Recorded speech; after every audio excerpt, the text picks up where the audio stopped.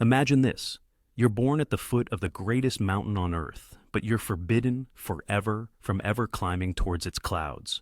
What would you choose? To accept your fate, or to declare war on centuries of tradition? This young Sherpa girl watched as the men left for the peaks, while the women were left behind in the shadows. But one day, she asked a question that would change everything. Her dream would cost her dearly, forcing her to break through walls of bureaucracy, endure the ridicule of her community, and on 3 separate occasions come face to face with death itself. This is the story of how one woman's quiet rebellion conquered not just a mountain, but an entire nation. A story that began with a silent question hanging in the thin air of her childhood. What if your home was the roof of the world, but you were never allowed to set foot on it? The year is 1961. Far away in Nepal, in the tiny village of Surkhi, a baby girl is born. She's born in the Solushumbu region. To us, the name sounds exotic. To her, it was simply home. Here, the air is thin, and ice-clad giants tower overhead. Her people are the Sherpa, a name now etched forever into the history of Everest. For them, the mountains aren't just a backdrop. They are a workplace, a proving ground. They are life itself. From her earliest days, she watches the caravans pass through her village. Foreigners, with their brightly colored clothes and strange gear. Their goal, the top of the world. And it's the men from her village who guide them. They are the heroes who return with tales of wind and ice and altitude. But for the girls of this world, there is an invisible wall, one that's 8,000 meters high. The men go to the peaks, the women stay behind. That's just the way it is. It's the unwritten law of the mountains. Her role, like that of all Sherpa women of her time, was already decided for her. To run the household, raise the children, and wait for the men to come back from the mountain. To become a guide herself, to stand on that summit. It wasn't even a topic for discussion. It was pure fantasy. An act of defiance. A violation of everything they knew. She watches them leave. She breathes the same freezing air. She sees the same exact peak. Do the mountains really only call to men? That question hangs there, in the thin air of her childhood. The years go by. The little girl who watched the caravans grows into a young woman, and it seems that fate is leading her down the same well-worn path, the one carved out for Sherpa women over centuries. She marries a man named Lihakpa Sonam Sherpa. But this marriage wouldn't be the end of her dream. It would be its unexpected beginning. You see, Lihakpa wasn't just another man from her village. He was a man with a vision, already deeply involved in the world of mountain tourism. He didn't just see glaciers and rock faces, he saw opportunity, and more importantly, he saw the potential in his wife. Together, they take a step that changes everything. They start their own trekking agency. Just imagine, in a world where business was almost exclusively a man's game, they build something together. They call it Tamserku Trekking, a name that would soon be known by anyone who dreamed of seeing the Himalayas. This wasn't just about tents and guides. It was a bridge between two worlds, the world of outsiders hungry for adventure and the world of the Sherpa, who knew the mountains like the back of their own hand. Their agency becomes synonymous with reliability. They organize expeditions, they pioneer new routes, they create jobs for their community. They're successful. They have money, they have respect. Business is booming. She's no longer just watching expeditions go by, she's the one sending them off. But the summit, that summit, is still looking down on her. And that silent question from her childhood, it hasn't gone anywhere. And that's when she does something almost unthinkable. She decides to go into the mountains herself, not in her youth, when her body was at its peak, but now, as a grown woman, an established business owner. She has no athletic background, no records, no medals. All she has is a dream, and the financial foundation she and her husband built together. Her first steps aren't on the giants, but on what are known as trekking peaks. Pisang Peak, Yala Peak. For a seasoned climber, it's a warm-up. For her, it's her university. Every step is a battle against the thin air. Every movement, a new lesson. She's learning how to walk in crampons, how to breathe at altitude, how to trust her ropes. This isn't theory anymore. This is a cold, hard, physical reality. The air burns her lungs, her muscles scream with effort, but with every foot she climbs, that invisible wall that has surrounded her since childhood begins to crumble. She's no longer standing at the base of the mountain, just watching other expeditions leave. Now she is the expedition. She's learning to read the ice, to trust the rope, and most importantly, to listen to the mountain. She's preparing. Every step on the glacier, every breath of thin air is sharpening her focus. She no longer just wants to get to the top. Her dream is taking on a clear, audacious shape. She looks at the giant peak the locals call Sagarmatha, and the rest of the world calls Everest. And her desire crystallizes into a single, powerful goal: to be the first woman from Nepal to plant her country's flag on top of the world. Not just a climber, but a symbol for all the women of Nepal. You'd think, what could be more patriotic? What could be more worthy of support? But this is where she hits a wall. Not a wall of ice, but an invisible one, built from centuries of tradition and prejudice. When she announces her goal, she's met with fierce resistance from conservative Nepalese society. She gets looks of disbelief, hears whispers behind her back. The mountains are a man's world. It's too dangerous? What will people say if something goes wrong? Her ambition isn't seen as a source of national pride, but as a disruption of the natural order. She's a successful businesswoman, a wife, a mother. Why would she risk it all for some mountain? It's a silent question she can see in so many people's eyes. But public opinion is one thing. Bureaucracy is another beast entirely. So, Pasang Lahamu decides to go the official route.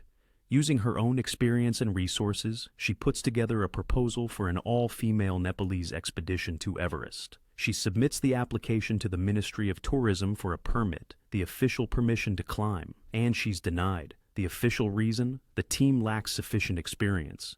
So, she tries again. Denied again. And again. The officials in Kathmandu look at this successful woman from the Khumbu Valley, and they don't see an expedition leader. They see a liability, a dangerous precedent. She's told, politely but firmly, that it's just not going to happen. Imagine her frustration. She conquers physical mountains but gets tangled in the mountains of paperwork in government offices. This fight for a permit becomes a climb in itself, not up a glacier, but up a sheer wall of misunderstanding and bureaucratic red tape. Time is ticking away. Other international expeditions are getting their permits, assembling their teams, and heading for base camp. Meanwhile, she's still navigating the halls of power, just trying to prove she has a right to her dream. She realizes that if she waits for an official blessing to lead her own expedition, her dream might never become a reality. So she makes a pivotal decision. If she can't lead an expedition, she'll have to join someone else's. She starts looking for other options, other teams, any way to get to the foot of Sagarmatha, not as an organizer, but as a full member of a climbing team. Her strategy has changed, but her goal remains the same, and an opportunity presents itself, sooner than she could have hoped. In 1990, a French expedition arrives in Nepal, and Pasang Lahamu sees her opening. She's no longer asking for permission to lead. She's asking for a spot on the team. After some negotiations and sorting out the logistics, she's in. She's part of an international ascent.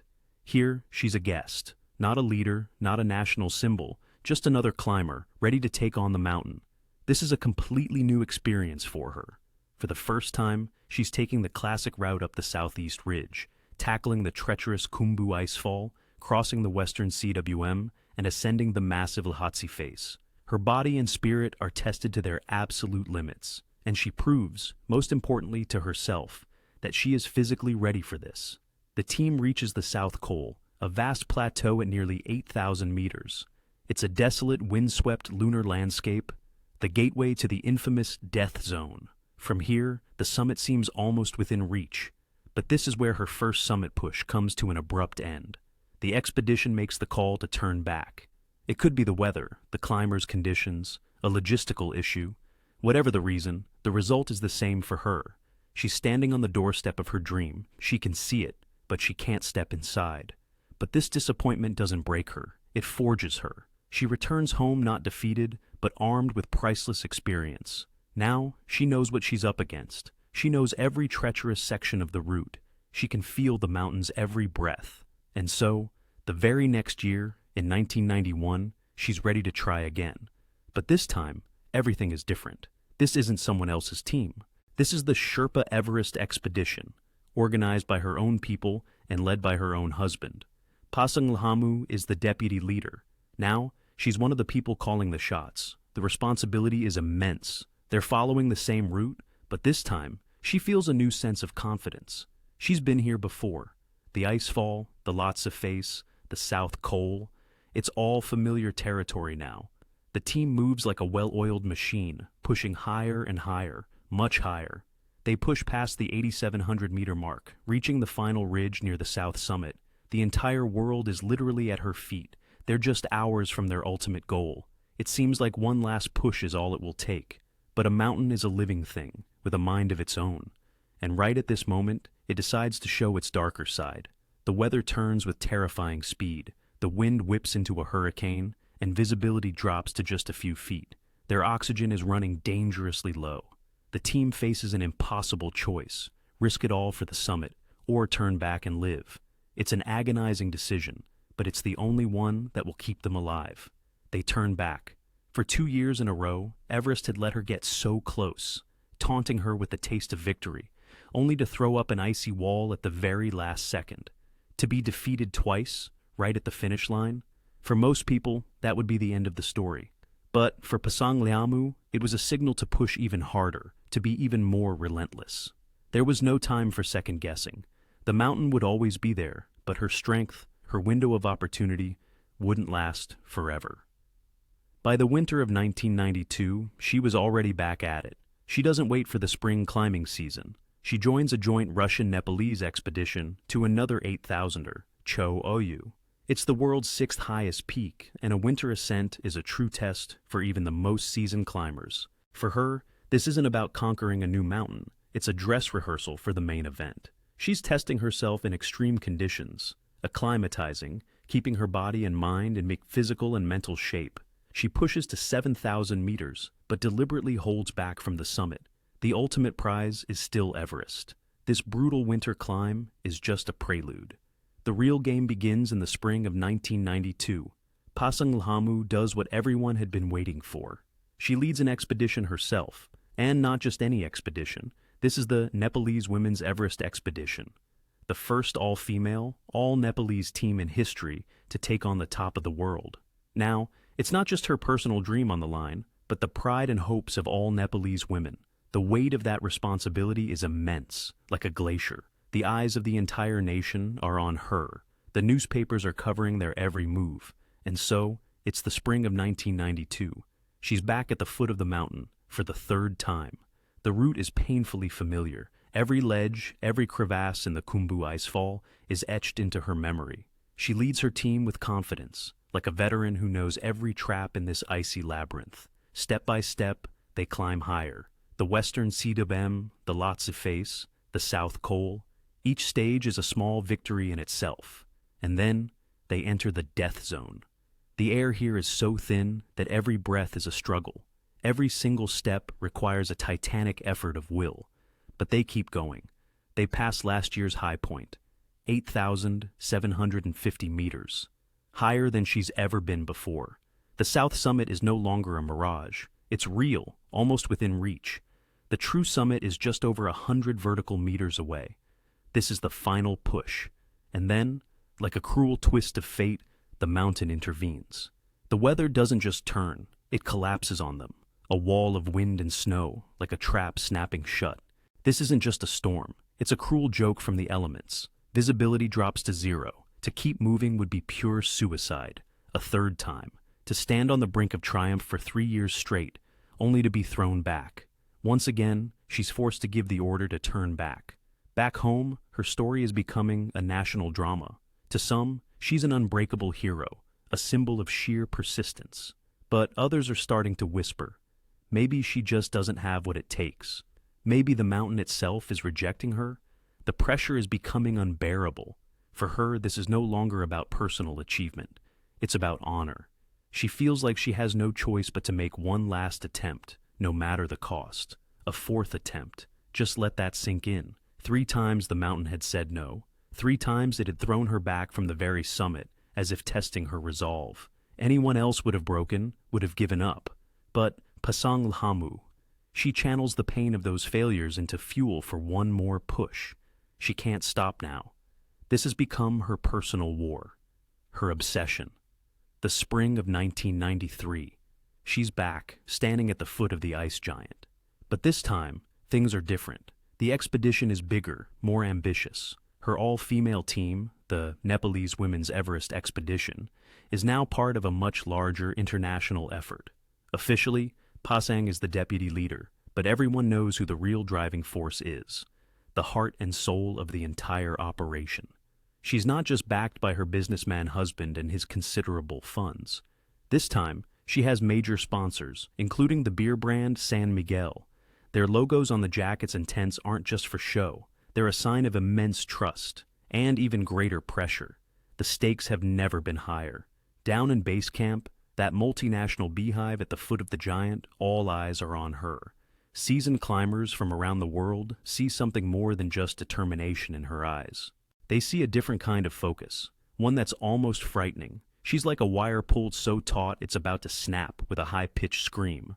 One veteran European climber would later say in an interview that there was a different, almost desperate energy about her team, as if they were prepared to pay any price.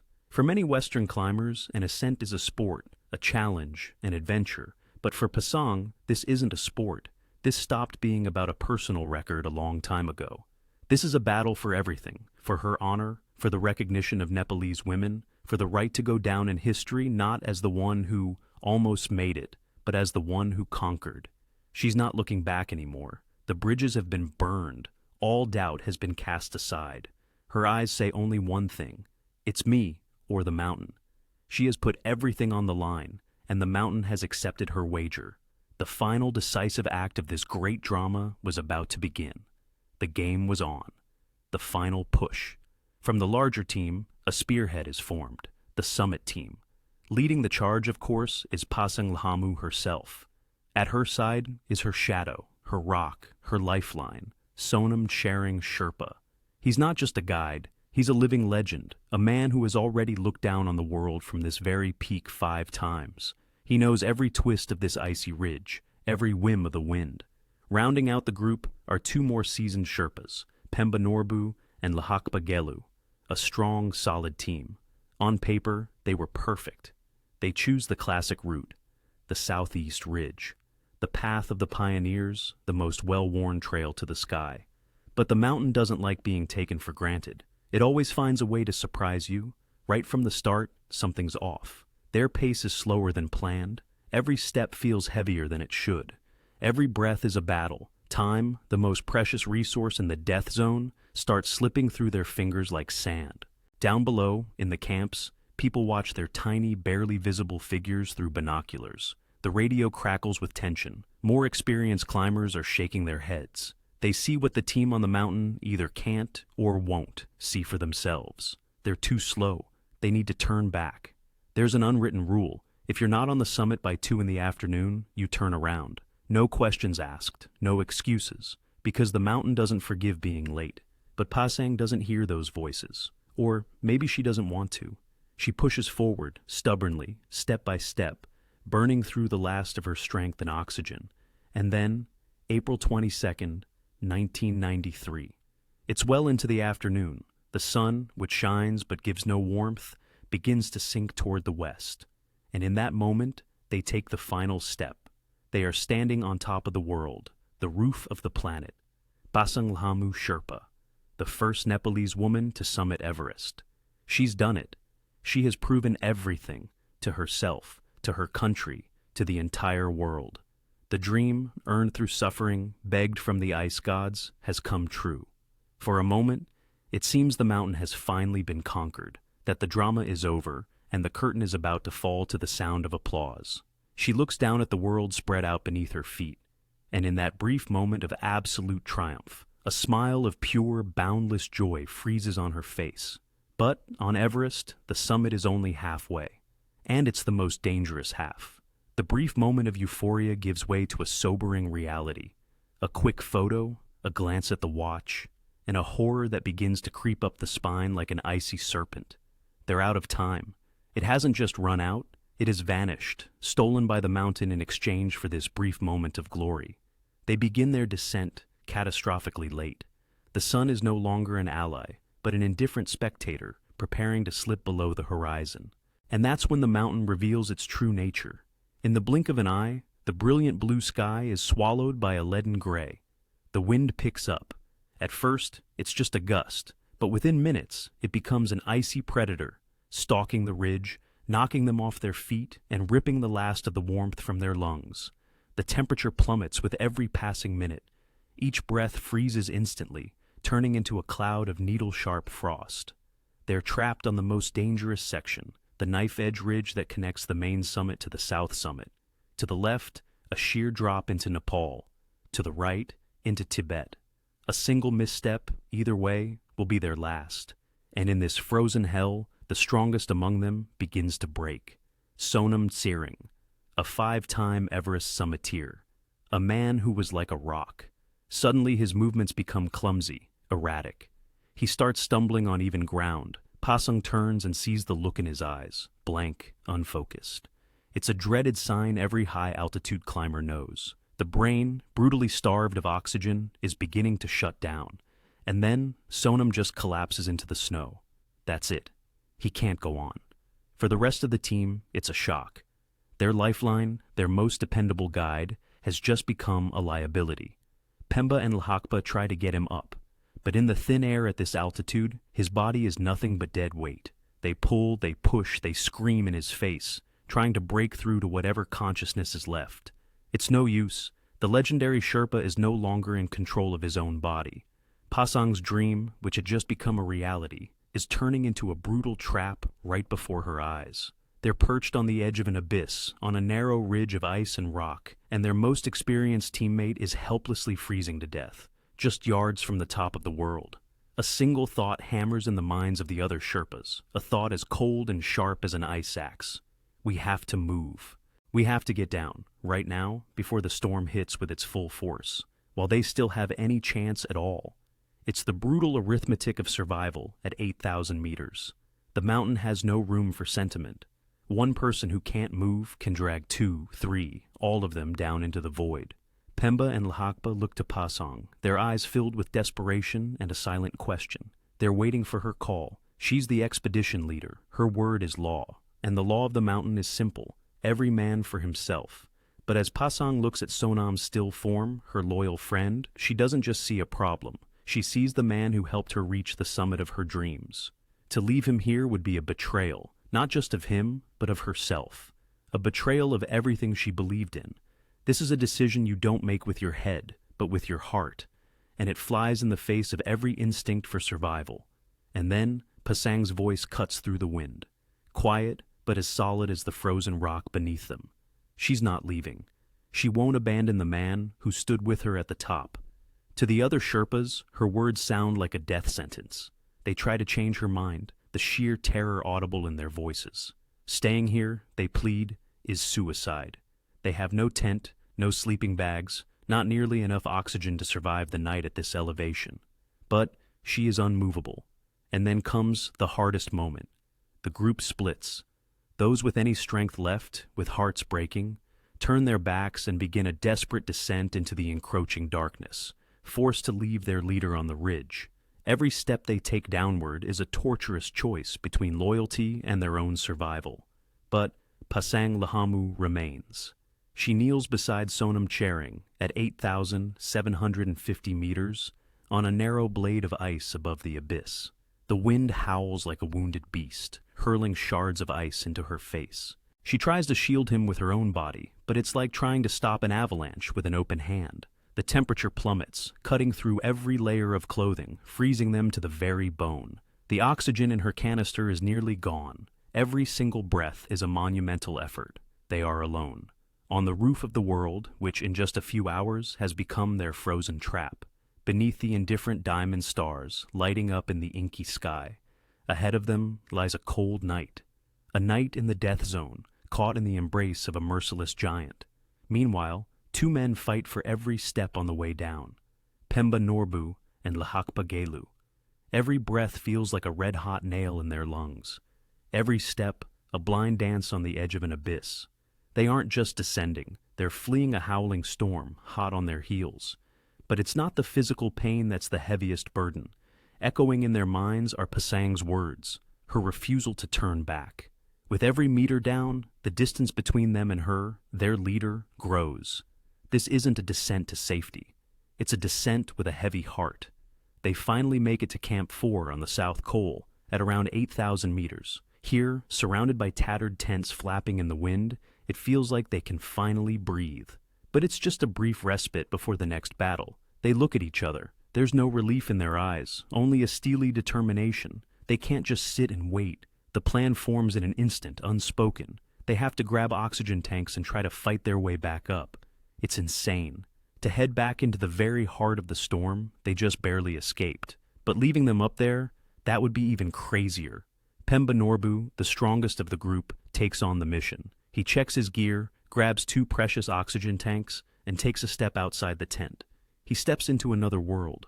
The wind isn't just moving air. It's a solid wall, knocking him off his feet, trying to tear him from the icy slope. Visibility is 0. The snow isn't falling. It's flying sideways. A million tiny needles stinging any exposed patch of skin. Pemba tries to move forward. He takes one step, then another. He screams, but the sound is swallowed instantly by the roaring gale. He tries to force his way through, to push through the wall of wind with his own body, but the mountain refuses. Every few feet becomes an hour of superhuman effort. He realizes it's impossible. To keep going would just be adding another name to the mountain's list of casualties. It's a defeat born not of weakness, but of utter powerlessness against the elements. With a heavy heart, Pemba Norbu turns back towards the tent, a tent that now feels like a prison. Hope is fading, and high above, on the frozen ridge, time itself begins to slow. For Pasang and Sonam, a silence descends.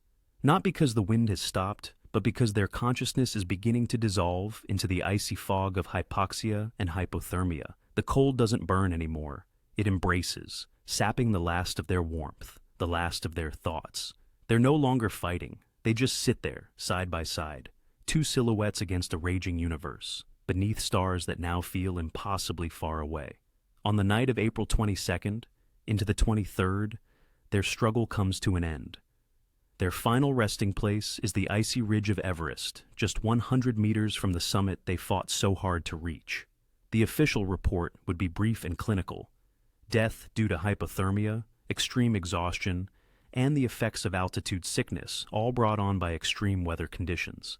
But behind those clinical words lies a story of incredible courage and a tragic choice.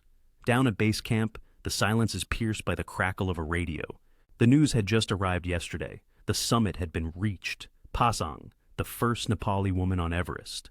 The camp is electric. People are hugging, preparing to welcome the heroes back. This is a moment of national triumph, one you can feel even here at an altitude of 5,000 meters. It feels like the very air is ringing with joy. But the next radio call, it's like an icy wind tearing through a warm tent. Instead of triumphant reports, there are only broken, anxious phrases. Talk of a storm, of lost contact, that the team isn't coming down. The joy evaporates, replaced by a tense, heavy silence. Hour after hour, hope begins to fade, giving way to a chilling dread. And then, finally, the awful truth comes through, in the exhausted voice of Lakpa Gelu from the South Col. They're gone. In an instant, the celebration vanishes, replaced by a deafening, ringing silence. Yesterday's congratulations are now caught in their throats. People just stare at one another, unable to process this cruel twist of fate. The news comes down from the glaciers of Everest like an avalanche, racing down into the valley, all the way to Kathmandu, by radio, by telephone. It spreads through the capital in a matter of hours. And what happens next is something unprecedented in the history of mountaineering.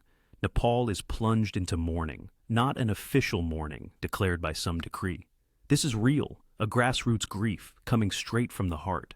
Her body is still up there, on top of the world, among the clouds and ice, and her country is already mourning its heroine. It's absolutely unprecedented. People take to the streets, not with flags, but with portraits of Pasang.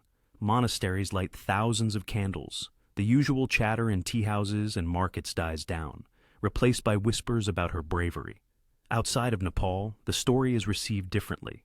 It gets a mention in specialized climbing magazines, a brief line in the news. For the rest of the world, it's just another sad statistic, a dangerous mountain, a risky climb, a tragic, but unfortunately not uncommon, outcome. Just another name on the long list of those claimed by Everest. But in Nepal, nobody sees a statistic. They see a symbol. In her, the country saw a reflection of itself, small but proud, ready to challenge giants. And her death isn't seen as a defeat. Quite the opposite. Forged in the fire of this tragedy, a legend is born. Pasang Lahamu Sherpa is no longer just a climber. She becomes the nation's daughter, its eternal star, frozen at the top of the world. And now, the country faces a new, almost impossible challenge. A challenge made all the more difficult because the mountain has not yet let its heroine go.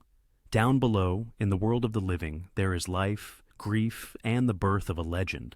But up above, in the frozen silence, it's as if time itself has stopped. Late April, early May.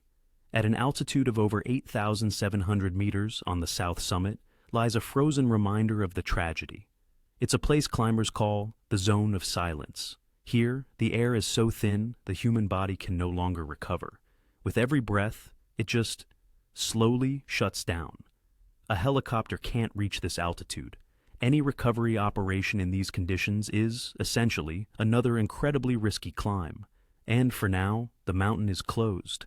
A relentless high-altitude wind, the jet stream, batters the ridge with hurricane-force speeds, ripping anything that isn't secured right off the mountain. Everest makes the rules, and right now, the rule is to wait. So days stretch into weeks of agonizing uncertainty. Down at base camp and in Kathmandu, people are poring over weather reports as if they were sacred texts, searching for the slightest hint of a window. That short period of calm that would let them make their move. But the window never opens. And compounding everyone's anguish is another haunting question. What about Sonam Chering? He was last seen attempting his descent. Is he with Pasang? Or was he just blown off the ridge? His fate is an agonizing question mark, haunting his family and his teammates. And in the middle of this strange limbo, something surreal is happening. The climbing season is in full swing. Other expeditions, the ones who've paid fortunes and trained for years, are still making their push for the summit. Life on the mountain goes on. Picture this. You're climbing toward a lifelong dream, knowing that just ahead, right on your path, lies a silent reminder of just how high the cost can be. These climbers have to pass the south summit, and they know who is still up there. For them, this isn't some distant tragedy they read about in the papers. It's a ghost waiting for them on the final push to the top. Every step upward is a step toward their own goal, but it's also a step closer to the very spot where another's dream came to a tragic end. The mountain transforms into a cruel, open-air museum where the exhibits are those who couldn't return. And this waiting, this limbo, filled with grief below and the mountain's icy indifference above, makes the tragedy all the more real, all the more terrifying. Then, on May 10th, the silence is shattered by the crackle of a radio. The long, agonizing wait is over, but the news from up high brings no relief, only a chilling certainty. A Slovak climber, Vlado Plulik, is making his way through the thin, oxygen-starved air, his goal set on the summit. And then he spots something that doesn't belong here. A splash of bright color against the eternal white. Just a few meters off the ridge, slightly below the south summit, he finds Pasang. For her, time has stopped. Forever. The news hits base camp like an avalanche. The grief, once softened by a sliver of hope, now crystallizes into sharp, piercing pain. But with the pain comes a new and nearly impossible mission. Now they know where she is, and for the Sherpa people, leaving her up there, at the mercy of the elements, is simply unthinkable. And so, preparations begin for the highest, most perilous recovery mission of its kind in Everest's history. Bringing a person down from 8,700 meters, it sounds like something out of science fiction. This is more than just a descent. It's an incredibly complex, vertical puzzle, set in the death zone, where a single mistake is the last one you'll ever make. The best of the best, the most elite Sherpas, the most seasoned guides, they unite. They are willing to risk it all to bring their hero home. But as they prepare for this incredible mission, another shadow lingers in their hearts. Sonam. If Pasang has been found, then where is he? Search parties comb the slopes. Risking their own lives, they peer into every ice crevasse, every serac, but the mountain remains silent. Sonam Tsering is never found. He simply vanished, swallowed by the icy majesty of Everest.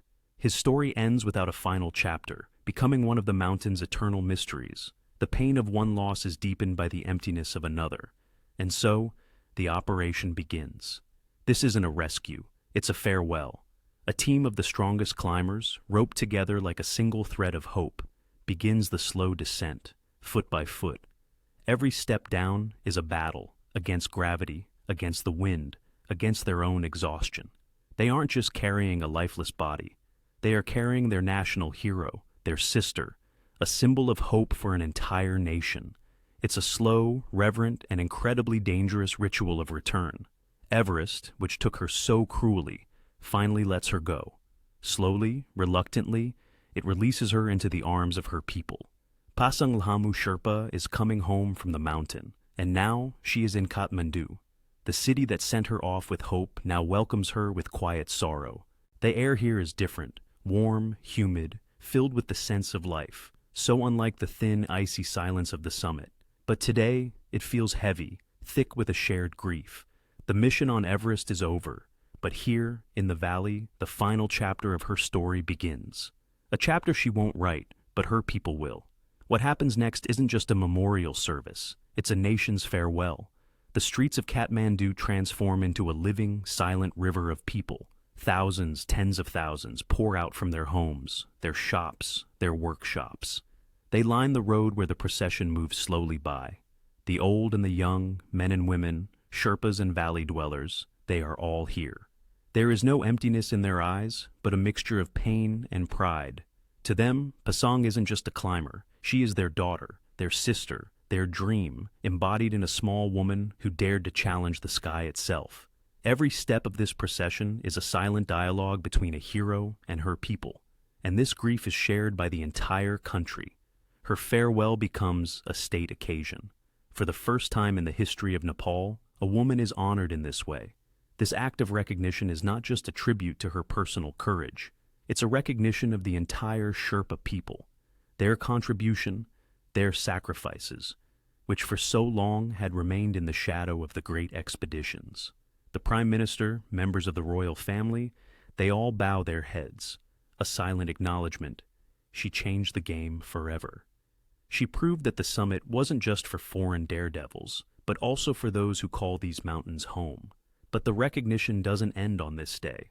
Posthumously, Pasang Lhamu Sherpa is awarded the nation's highest civilian honor, the Star of Nepal. She becomes the first woman ever to receive this distinction.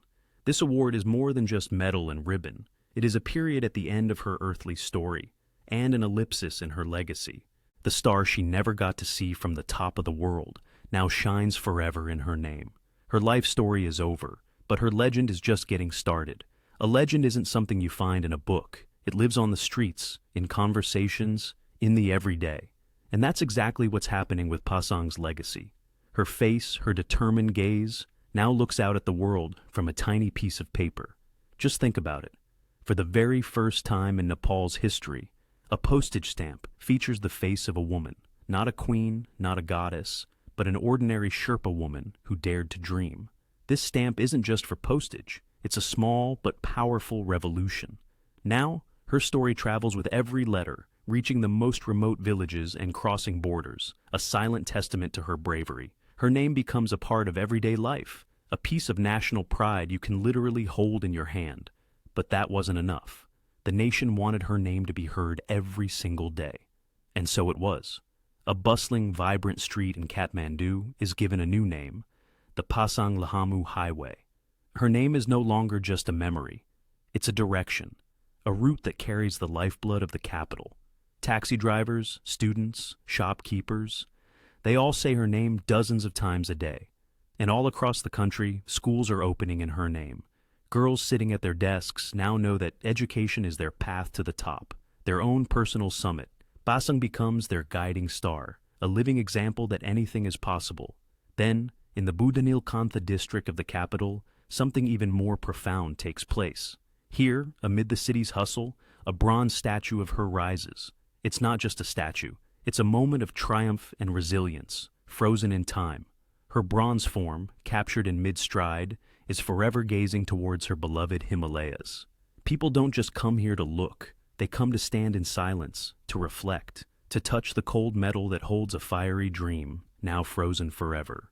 The monument is a permanent reminder that the human spirit can conquer any height, but the greatest honor of all awaits her where her heart truly belonged, in the mountains. The government of Nepal makes an unprecedented decision. The majestic peak of Jasamba, standing at 7,351 meters, is stripped of its ancient name. From now on every map in the world, it will be known as Pasang Lahamu Chuli. She didn't just climb a mountain, she became one. Her name is now carved into the very body of the planet, written into the eternal landscape of the Himalayas. She achieved a kind of immortality once reserved only for gods and the peaks themselves. But her spirit wasn't meant to be frozen in stone. A mountain is a timeless symbol, but a living memory demands living action. And soon, her family and friends realize that Pasang's legacy must do more. It has to work, to breathe, to help. And so, the Pasang Lahamu Foundation is born. This isn't about bronze or stone anymore. It's a living, breathing force, channeled to where it's needed most, the mountain communities she came from. Now, her name isn't just an inspiration. It's tangible help. It's textbooks for children who once couldn't even dream of going to school. It means warm clothes for babies living where winter lasts for 6 long months. It means access to a doctor for women in the most far-flung villages. The foundation becomes the beating heart of her legacy, giving a chance to those who never had one. Her dream now lives on in hundreds of children's smiles and in the eyes of women who have found support. And slowly her story starts to transcend the world of mountaineering. People begin to see something more in her. You see, she didn't just challenge a mountain, she challenged an entire way of life, the one that told a woman exactly where she belonged. Through her own example, Pasang proved that a woman's place is wherever her dream takes her. She didn't just forge a path through the snows, but through people's minds. She becomes a symbol, a beacon for thousands of Nepali women. Her persistence, her refusal to back down in the face of bureaucracy and prejudice, it all becomes a powerful message. Her story becomes the key that unlocks new doors. Girls start getting into sports. Women open their own businesses. They look at her picture and realize, if she could do it, so can I. For a long time, her achievement was a story known mostly to insiders. She was known in Nepal, respected within the tight-knit community of world-class mountaineers. But to the rest of the world, she remained in the shadow of Everest, just another name on a long list of people who'd made it to the summit. But the truth, like water, always finds a way. Her story began to trickle past mountain passes and across language barriers. Journalists, writers, and filmmakers from all over the world started to uncover this incredible drama. They realized this wasn't just a story about a climb. It was a story about the fight for dignity, about the power of will, and about the cost of a dream. Her name was no longer just an exotic collection of sounds. It became filled with meaning, and then, nearly 30 years later, something that was long overdue finally happened. In 2022, the documentary film Pasang in the Shadow of Everest hit screens worldwide. It was a bombshell. The world finally saw it all. The archival footage of her expeditions, filled with both hope and hardship. Her smile, her tears, her family, who believed in her right to the very end.